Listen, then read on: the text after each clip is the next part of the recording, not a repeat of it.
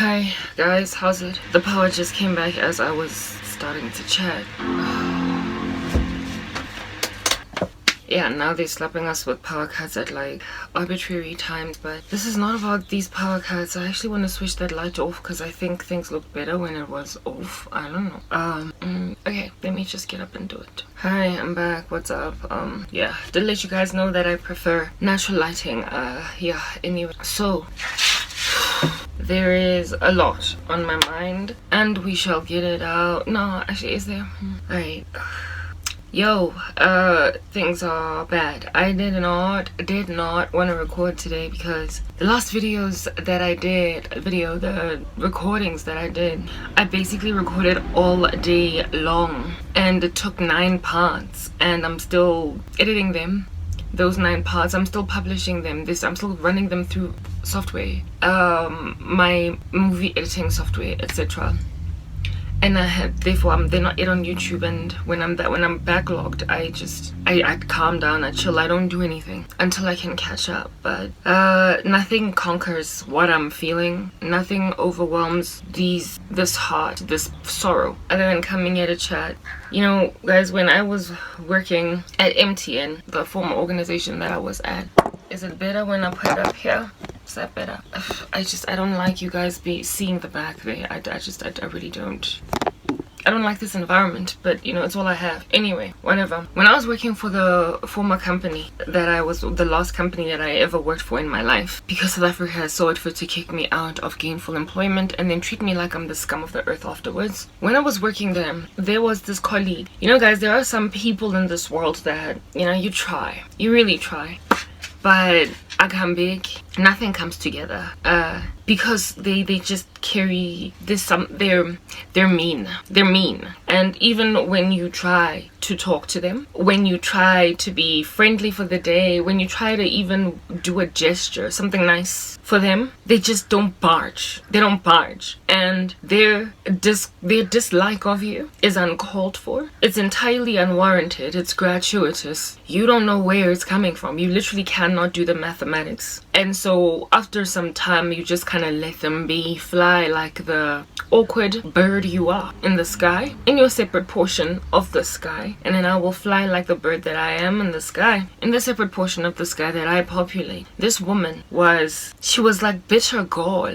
She was like a sour lemon that is also going off. Now, a lemon is sour by nature, but fruit also wilt. They get bruises on them. There comes a time when it's not healthy to try and eat a fruit anymore. Shrivels up, you know? This chick was both that. She was like a sour fruit that's also going off. And I thought that perhaps maybe the problem was me. And yes, it was. That's just the thing. But it wasn't just me. I wasn't the only person that had a very difficult time getting on with this female. Now, a person is not to be alone. It's written in God's word that he does not make man to be alone. It's not good for man to be alone. Therefore, he will make a helper suitable for him. So God created Eve for the very purpose of making sure that Adam does not spend the rest of his life alone. However, when an individual is a certain way, it's like they are a curse upon themselves. They're a law on themselves. They are their own judgment because they make sure that they can have no one. They see fit to it that nobody can suffer them long because frankly they are insufferable. Well, I had, I guess, fellow other colleagues with whom I similarly agreed. We similarly agreed that, hey, this chick, man, I try. She was very, she had an aloof constitution about her when she walked around. Very, very serious about just about everything. That's okay, do you. But every so often she would be, it's almost like on my terms. Yeah, she had a whole on my terms personality or attitude. In that only when she feels like it shall we all then get along. Only when she's in the mood will she laugh at the top of her voice. She had very boisterous laughter. The only thing about her really, frankly, that was pleasant. But it was on her terms, and so you never really knew what side of the bed she would wake up on, and so therefore what your reaction to her for the day ought to be. People like those are avoidable. So one morning she would, hi girl, with this big smile and that boisterous laughter of hers. and you'd be like, hey, Renelwe, let's say that was her name. Hey, Renelwe, how are you? Ah, good. But even when you're talking with her, you're scared because you don't know what you might say that could trigger that sourness of hers that is also deteriorating, since she's like a lemon that's also inedible. She would be happy one day, and then the next day you greet. I mean, it's just decent, especially among black people. We don't just walk into a room and like, that's it. If there are people there, we greet. But after greeting, you just kind of leave it at that. You don't ask, so how was your day or your morning or your evening if it's morning time. You don't ask, so did your dog come right at the vet? So did you finally get around to baking that bread that you were experimenting with? Because, you know, yeah, it's like just basic small talk. You don't know whether to engage in small talk with her or not, because you don't know what attitude you're going to receive. So when you greet, that's when you know what you're dealing with. One morning, it's hi girl, how are you? The next morning, it's hi. You would think you did something to her. I tried with this woman, and just like it all just fell through. Right?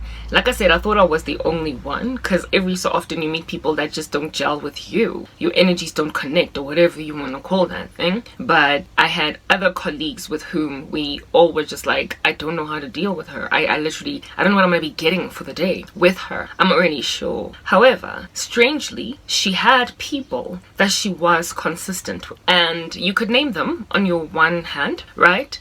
But I often wondered, what is it about those people with whom she is consistent? What do they do that makes them accommodatable, appropriate? What is it that these people have that the rest of us fall short concerning? What is this woman's selection criteria for her to be consistent with you, for her to consider you a friend, and for her to maintain ride or die state to you, or loyalty, or any kind of like, you know, good favorable like treatment of your person consistently, not just for today and then tomorrow you're some kind of like trough where before you were at your peak.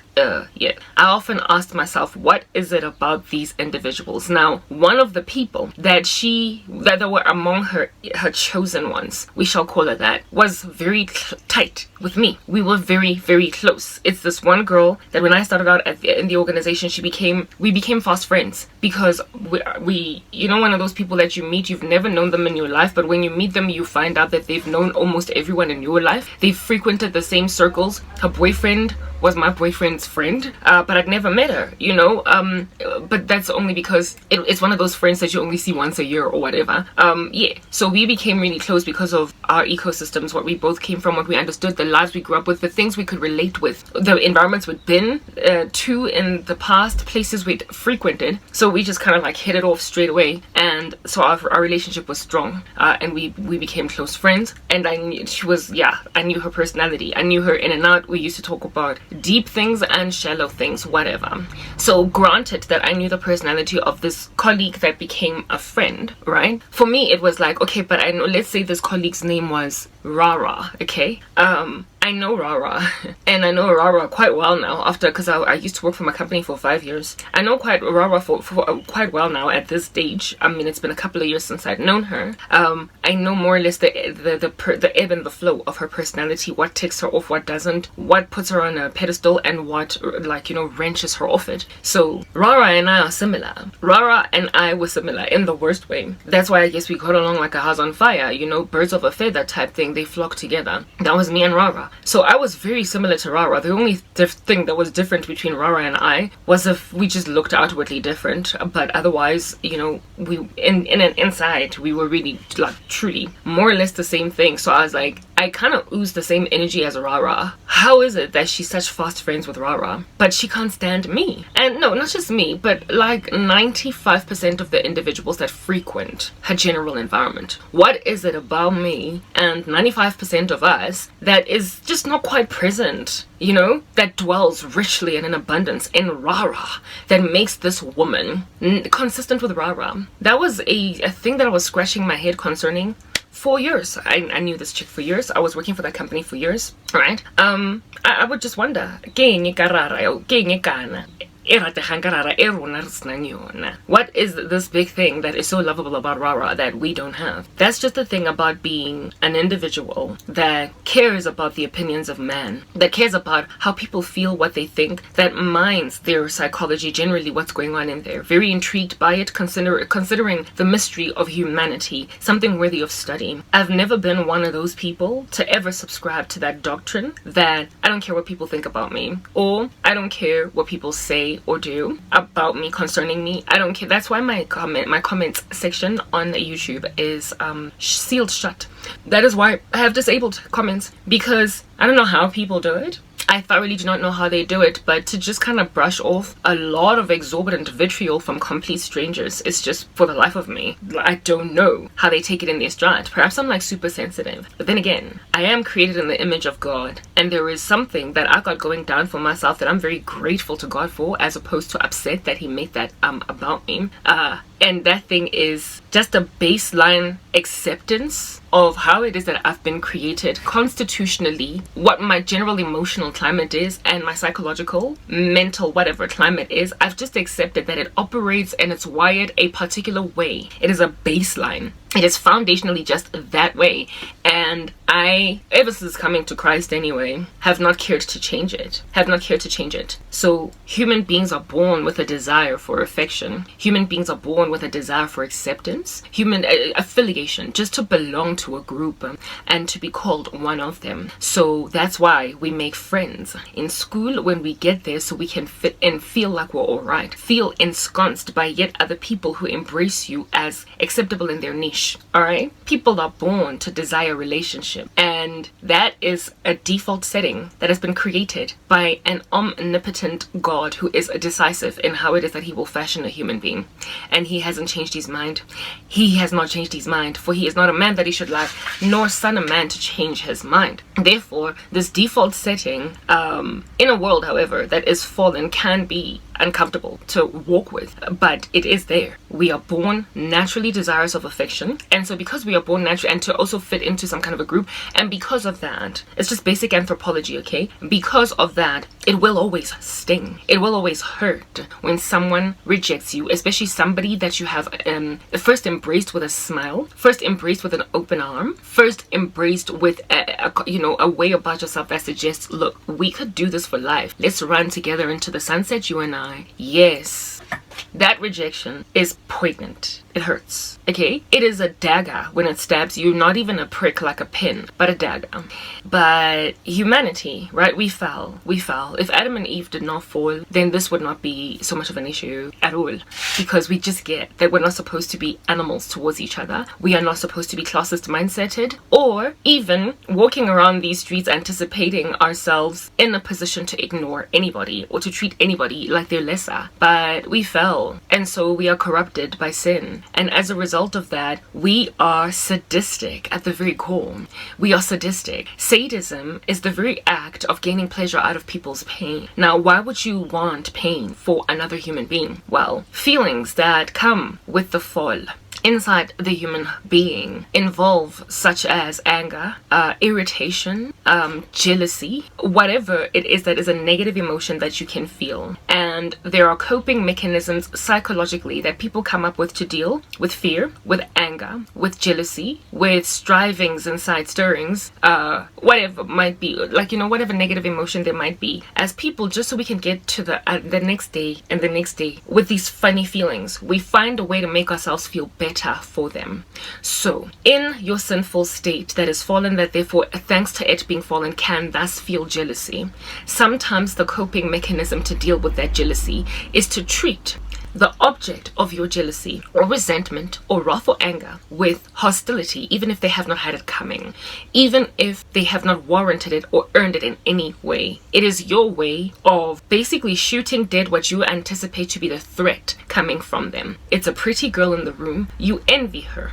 that envy is warring with you internally. So in order to make yourself feel better, you shoot it down. You massacre it as a means of survival by acting a particular way towards the object of your envy. Not object, subject. Towards the subject of your envy. You respond by shooting it dead in the heart. But your response is, of course, I'm jealous, so I'm going to ignore you. I'm jealous, so I'm going to bully you. I'm jealous, so I'm going to be mean.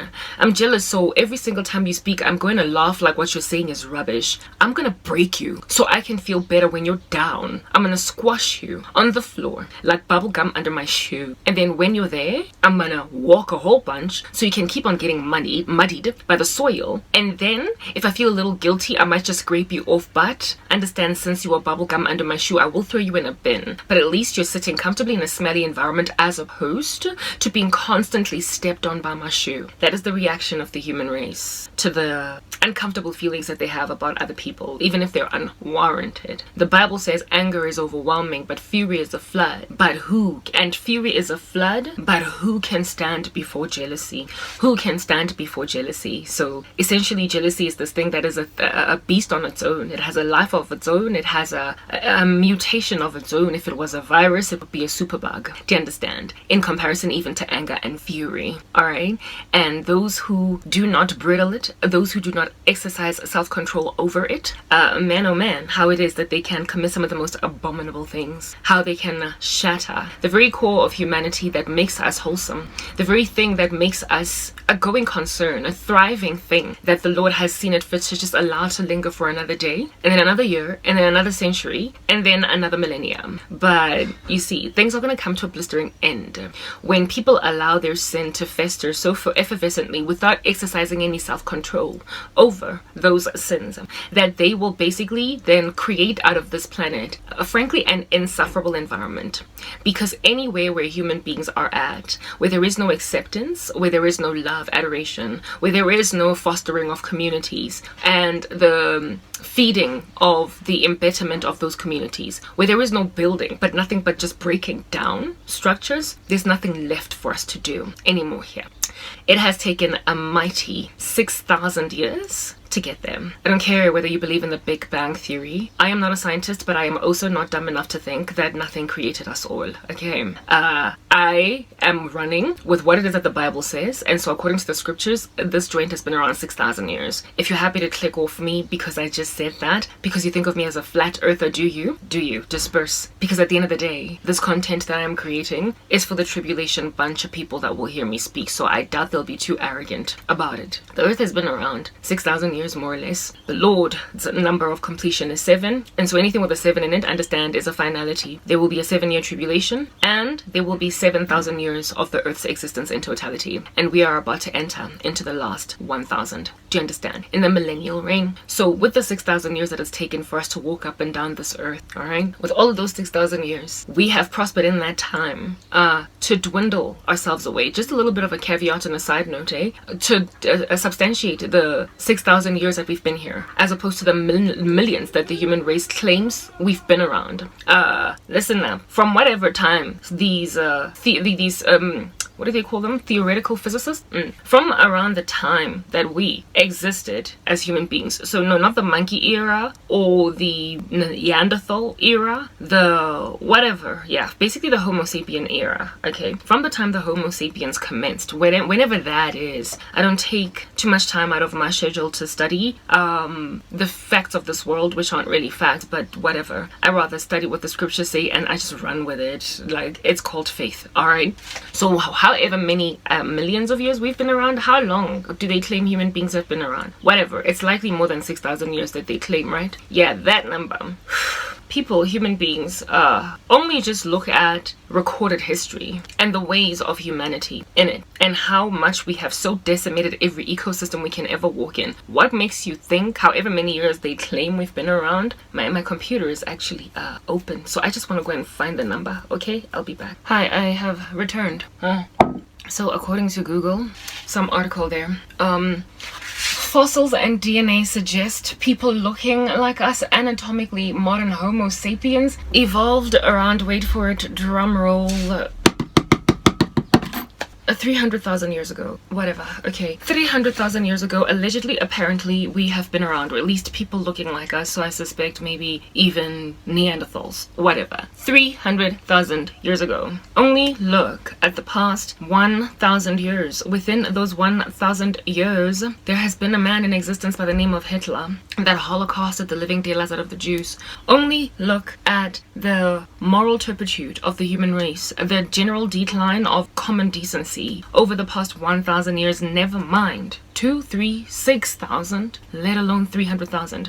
What do you think people would have done? This intelligent species walking around called human beings in 300,000 years. Apparently, we've got a problem right now with climate change, where it is that the human beings, the human race is responsible. Human-caused climate change, thanks to our carbon emissions, our fossil fuels, our etc. whatever. Okay, methane gas farted by cows in the Netherlands. They allegedly have contributed to why it is that our planet is basically falling apart and there is nowhere under heaven that we can find help. It is presently very scorching in South Africa, and it has not rained. For as scorching as it is, it has not rained all of September, and whatever little bit of sliver of October might exist. And for me, that is an abnormality, an anomaly that I have witnessed, observed myself. I've noticed, because spring, the beginning of it, September, usually is very rainy, and I spoke about that like in previous videos. According to many of these global elites, that's because of us. We did it. Okay, we did that. We have participated or contributed to global warming and famines, droughts, all different kinds of natural disasters. So if we could destroy the planet, like the earth, never mind each other's hearts, never mind breaking each other's hearts, but if we could break the heart's earth, the earth's heart, if we could break what you call Mother Nature, then how in the world under heaven do you anticipate we've been around 300,000 years minimum, at a minimum? We would have decimated this environment in year like 6,000, pretty much. It would have taken us about 5 to 6 to 7,000 years to bring the earth to this level of climate change chaos. We would have innovated our way out of the earth. We would have swept ourselves off the planet. We would have done it. We are destructive. We are fallen, and so as a result, all we do is destroy. We are debased. We are born dead in trespasses and sins, and all we can do is decimate. We do not think for our fellow man. We're defeatist. We don't have a concept of camaraderie, or at least we ought to have a better one than we presently have. We don't hold hands. We're defeatist in the worst way. I believe I've already used that word. We shoot ourselves in the foot out of nothing but selfish ambition, unable entirely to think for the future, to think in foresight as to what the potential ramifications of my actions might be if I do this and that. You've seen it in corporate. Goodness, you don't even have to go on an anthropological, like, geographical location type, like, escapade in order to figure out what's going on. Just go inside whatever 9 to 5 environment, corporate brick and mortar structure that you clock into every single morning to do your job. Only look at the defeatism of colleagues in the spirit of competition. Look at how their fever to be number one will cause them to deliberately disregard whatever the executive suite's decision for the company's goals, whatever the value proposition for the organization might be. Look at how they disregard all that just so they can be the one to get ahead. They will disregard excellent ideas from fellow colleagues lest they should get noticed. They will disregard excellent work done by colleagues lest they should get noticed, all in the spirit of competition. So whatever the CEO says, this is what we're trying to do this year, rarely ever do people ever meet it with like a perfectly matched traceability matrix. And the reason for that is because people are ever in the business of shooting themselves in the foot. So when an organization gets liquidated, for the better part of the time, it has been random individuals on the ground that contributed, chipped away at the walls of this company over very many years with their defeatism. So if random John and random Jane and random John and Jane Doe, because they're both dead, if they could kill a whole thriving going concern, a corporate, if they could kill a Fortune 500 company like over like the span of 5-10 years, what in the world can we do to an earth over 300,000 years? Apparently, according to these global elites, we have brought the earth to basically its knees. The planet is at our mercy, and we need to stop to a point where they now want to surveil the living daylights out of us and control everything we do, lest we should cause the earth to suffocate further. We have got a whole bunch of people on a megalomaniacal like rampage, attempting to take away all of our freedoms as human beings, because apparently we're destroying the earth that we live in. And we have prospered to do that in just a meager little couple of hundred years. Climate change was not the issue that it presently is today. Goodness, 200 years ago, 300 years ago, just like the previous millennium, it was not so bad. I mean, we're in the new millennium right now. Like 2000, the year 2000 was not so long ago. It happened literally just 22 years ago. So this is basically the fresh millennium that we're in right now. We just have to go just a little bit, like drive a little bit into the previous millennium, go into the 20th century, and it is not millennium, sorry, well, that too, I guess you could call it a millennium, but even the last century, go into that century, and the issues that we presently have with climate change are just not there in the early part of that century, let alone the millennium. It was not that big an issue for us to sneeze or to exhale too much carbon dioxide just 200 years ago, and now it is. So what under heaven, since we are so destructive with all of the technology we keep on innovating, with all of the radiation we keep on like giving cancer to people using, with all of that, if we could destroy it in such a tiny little amount of time, what could an intelligent Homo sapien species worth of bustling beings do? 300 years of time given them. What could they potentially do? These things are debunkable with just basic common sense. Human beings are destructive. They're destructive because we are fallen. They are defeatist. Their sinful nature makes them uncomfortable to just do what is normal. They adore to go against the right thing. And so for those reasons, there's no way we could have been around for 300,000 years purely because we're fallen. We would have found a way to destroy this. In my country, there was this like whole saying that motomontswa saying, yeah, that basically means that a black person just devastates, destroys everywhere they go. And no, this is not created by white people or Indian people or anybody else out of the black demographic. It's black folk who come to that acknowledgement. The reason why they say that is because after apartheid ended, that was that systematic oppression, that oppressive regime of long ago. When it ended, and the Group Areas Act, which basically said that black people have to live in a particular place, Indian people, white people, they all have their own spots in the country to live in. Since all that was repealed, it meant that black people could now influx into previously white neighborhoods. There was this neighborhood that is called Yeovil, and it's close to downtown Joburg. It's in the center. It's in Joburg. It's not in the center of Joburg, but it's pretty close, right? It's called Berea. It's called Yeovil. It is called Hillbrow, right? That neighborhood was historically white and quite affluent. It's close, if anything, to Houghton, which is where Nelson Mandela used to live. Okay, yeah, understand that it was a middle class to upper middle class neighborhood that was teeming at the falls, of course, back in the days of apartheid with white people. It was a white suburb. They were white suburbs. Hillbrow, Berea, Yeovil, that whole joint, it was a white suburb. They were white suburbs. All right. It's made up of a whole bunch of sectional titles, flats, skyscrapers going all the way up and up to the ceiling of the earth. Yeah. Well, after apartheid ended, the closest to Soweto, that would be the closest to black townships, right? Environment that they could like migrate to was Yeovil, because like I said, it is in the center of Joburg. So if at all you're coming from the various, if you're coming from the west, the east, the south, the north of the Group Areas Act regions, if you were coming from Thokoza, your center point was Johannesburg, downtown Joburg, the CBD. If you're coming from Soweto, that was your, you know what I mean? If you were coming from like, you get my point. If at all it was a Kasi, a township, the fastest place, the easiest place that you could find yourself at as quickly as you possibly can move to with your bed and your like fridge and everything, it was the CBD. And since these areas were close to central Johannesburg, to the CBD, where it is that, you know, you had to flail your dompas just to be there type establishment thing, yeah, they moved there.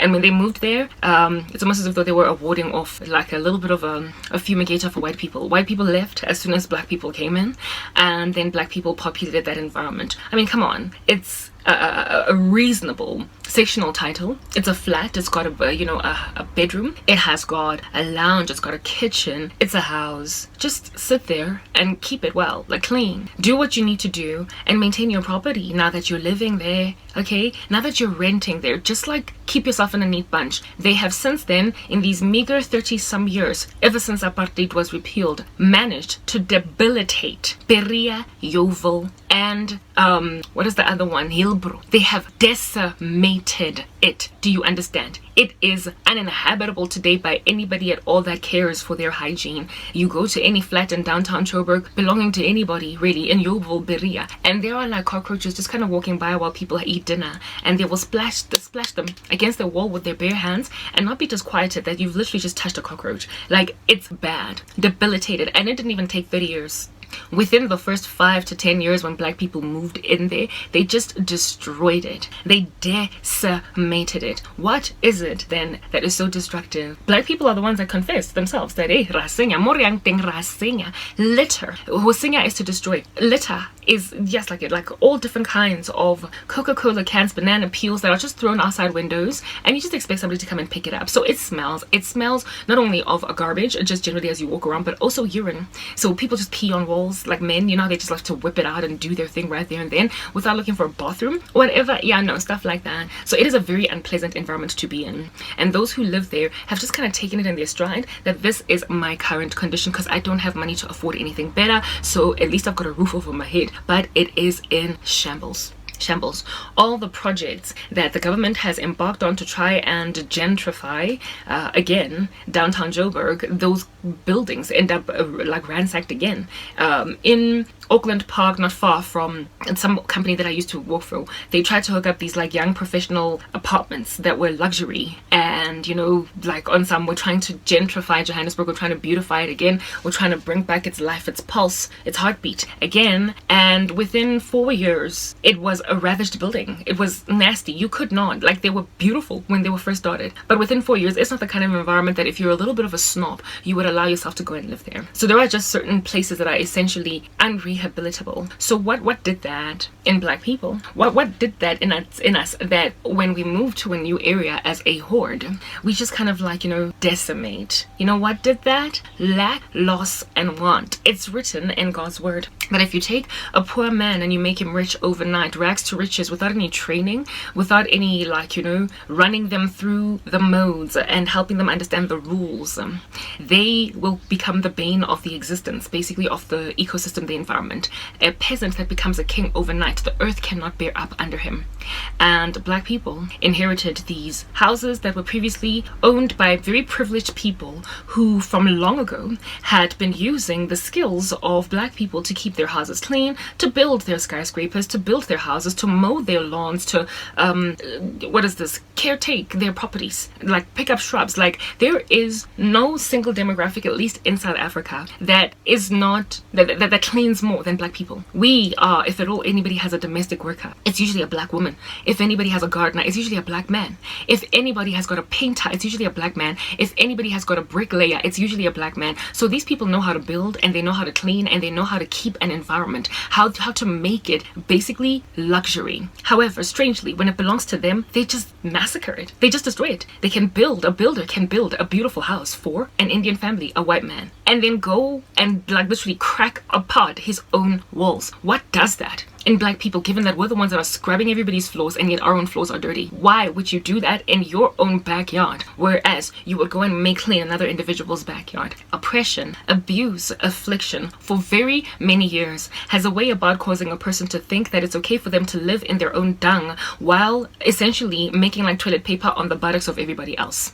And so thanks to that level of harassment of black people, without like adequately, I guess, training them up as to how to basically live in a gentrified environment, thanks to that, black people are now basically, now that they are living in the very properties that they historically built, but now they're living there, they then destroyed them because they don't have that concept within themselves, or at least a whole bunch of them, to not destroy where it is that you're at. We were handed down some of the most debilitated environments to live in. During the Group Areas Act, we were given the worst of the worst electrical infrastructure, the worst water supply, plumbing structure, the worst streets, if at all there were any streets. It was mostly gravel. The worst materials, building materials for our houses, the worst this, the worst that, the worst that. So that's why you will find in any township at all that we've got these like little rondavels, these little mud huts that don't have bathrooms or toilets that are outside or whatever in black communities. Group Areas Act said, you're going to live in such an environment as this. So they've been handed down scraps, and so everywhere they go, they continue to live in a scraps type mentality and a mindset. So you might be tempted to be like, black people are dirty and they don't make sense, and everywhere they go they destroy, making like Penny Sparrow lamenting against black folk at Durban Beach, and so trending on social media. You might be tempted to say that, but there is a history behind why they're even the way that they are.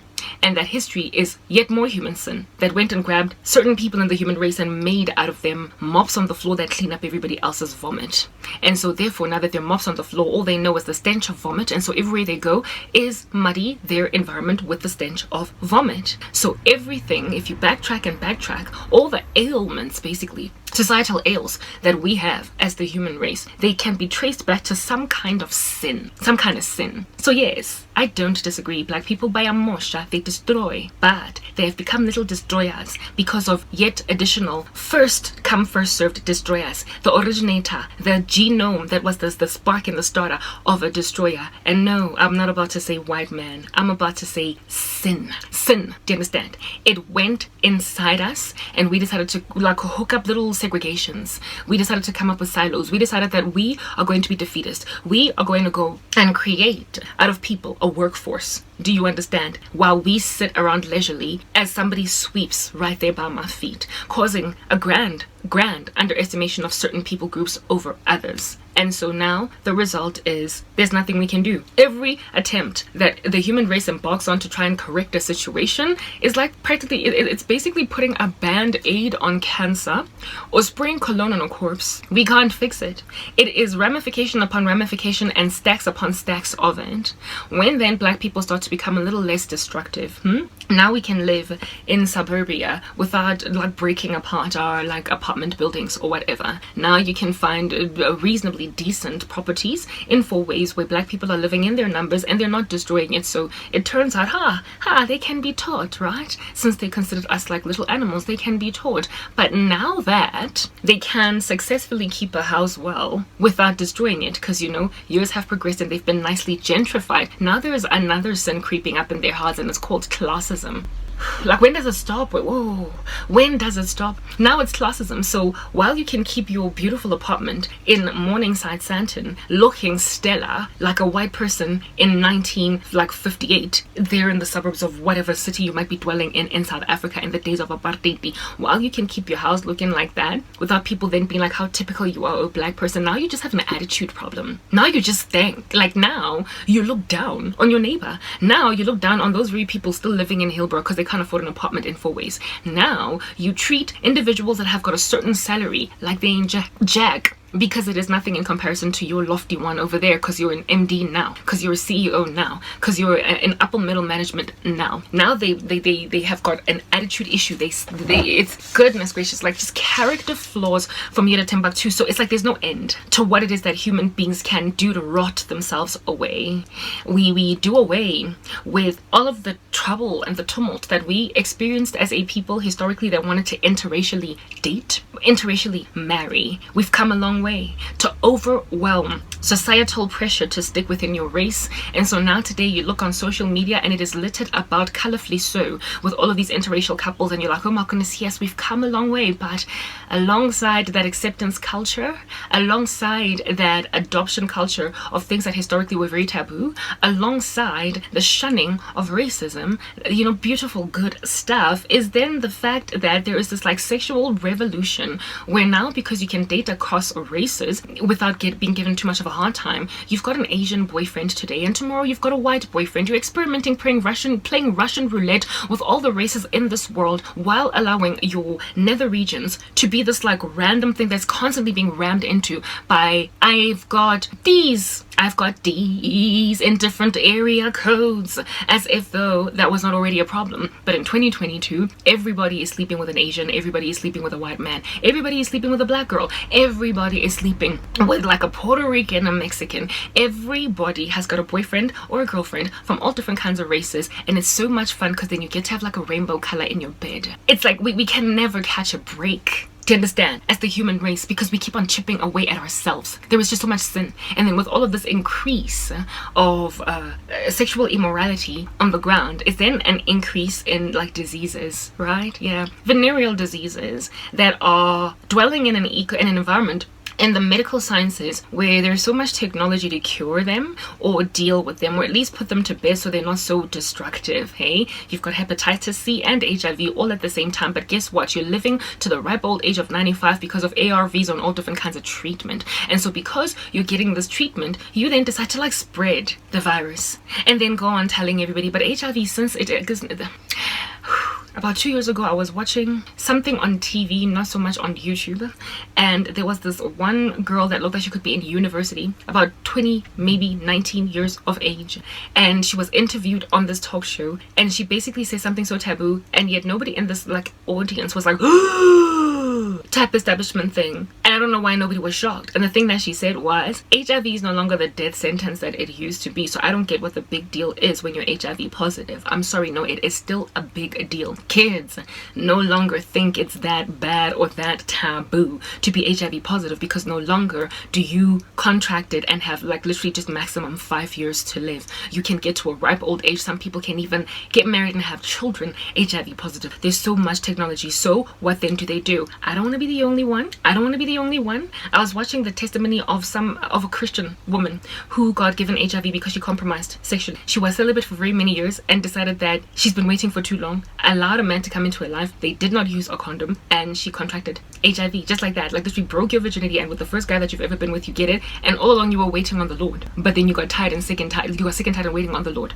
And this chick spoke about how it is that this dude was so healthy, he was thriving, he was so vivacious. Like for the life of you, you would not be able to tell. And she was with him for quite a while before they first and foremost did it, and then quite a while before they even stopped using protection. And this dude apparently allegedly loved her so much and acted really well, good towards her, that she could never mistrust him to like give her deliberately a disease of this knowing that he was sick. And it turns out that he knew. It turned out that he knew that he was sick all along. And for him, it was like, but I don't want to be the only one with this. I want to get married. I want to get married. I want to have children. I found out I'm HIV when I was still too young. And a whole bunch of women rejected me because of it. So, I mean, I wanted to get married. So he just didn't tell her. He just didn't tell her. And then gave it to her. In the name of, but I still love you though. I love you. I mean, come on. It's not the death sentence that it used to be. So here it is that now you have got this like permanent illness for which you have to take chronic medication, and somebody has given it to you and they don't think it's such a big deal because, well, come on, it's not like you're gonna die, you know, just keep taking your meds. Just keep taking your meds. So when people innovate solutions for the venereal diseases that everybody keeps on getting, instead of realizing that, oh my goodness, like dodged that bullet, I nearly died in just 5 years after contracting full-blown AIDS, instead of lessons being learned,